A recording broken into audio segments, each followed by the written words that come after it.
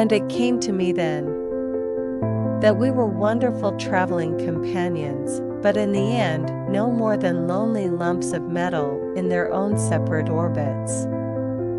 From far off, they look like beautiful shooting stars, but in reality they're nothing more than prisons, where each of us is locked up alone, going nowhere.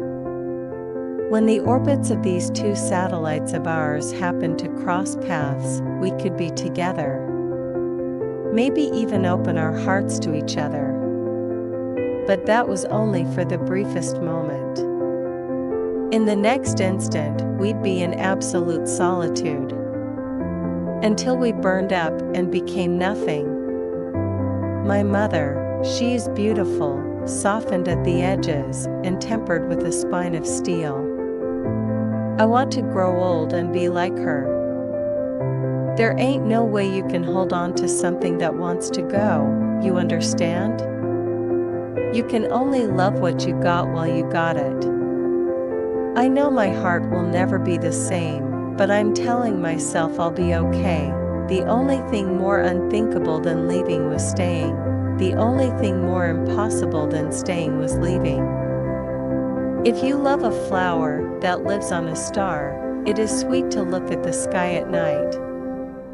All the stars are abloom with flowers. America is the wealthiest nation on earth, but its people are mainly poor, and poor Americans are urged to hate themselves.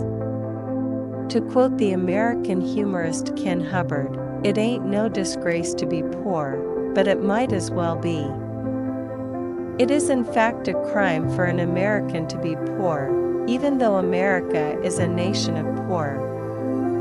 Every other nation has folk traditions of men who were poor but extremely wise and virtuous, and therefore more estimable than anyone with power and gold. No such tales are told by the American poor. They mock themselves and glorify their betters. The meanest eating or drinking establishment, owned by a man who is himself poor, is very likely to have a sign on its wall asking this cruel question: if you're so smart, why ain't you rich?